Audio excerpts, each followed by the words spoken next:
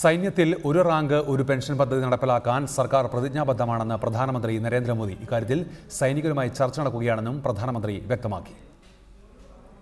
സൈനികർക്ക് ഒരു റാങ്ക് ഒരു പെൻഷൻ നടപ്പാക്കുമെന്ന് പ്രഖ്യാപിച്ച മോഡി സർക്കാർ നടപടികൾ വൈകിപ്പിക്കുന്നതിനെതിരെ വിമുക്ത ഭടന്മാർ രംഗത്തെത്തിയിരുന്നു. സർക്കാരിന്റെ അലംഭാവത്തിൽ പ്രതിഷേധിച്ച് പൂനെയിൽ പ്രതിരോധ മന്ത്രി പങ്കെടുത്ത ചടങ്ങിൽ നിന്ന് മുതിർന്ന വിമുക്ത ഭടന്മാർ വിട്ടുനിൽക്കുകയും ചെയ്തു.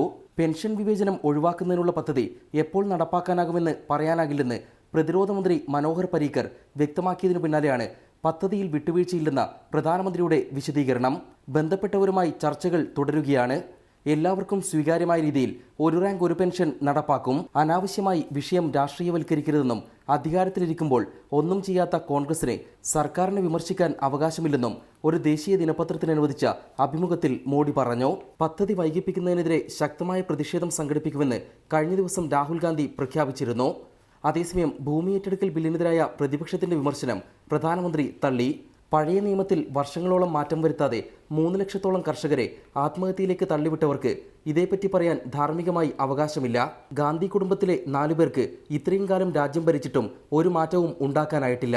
കോട്ടും സ്യൂട്ടും ധരിച്ച സർക്കാരെന്ന രാഹുൽ ഗാന്ധിയുടെ വിമർശനം രാഷ്ട്രീയ പാപ്പരത്വം കൊണ്ടാണ്. 1-ാം വാർഷികത്തിൽ സർക്കാരിനെ വിമർശിക്കാൻ കാര്യമായി ഒന്നുമില്ലാത്തതുകൊണ്ടാണ് ഓരോന്ന് പറയുന്നതെന്നും മോഡി കുറ്റപ്പെടുത്തി. റിപ്പോർട്ടർ, ദില്ലി.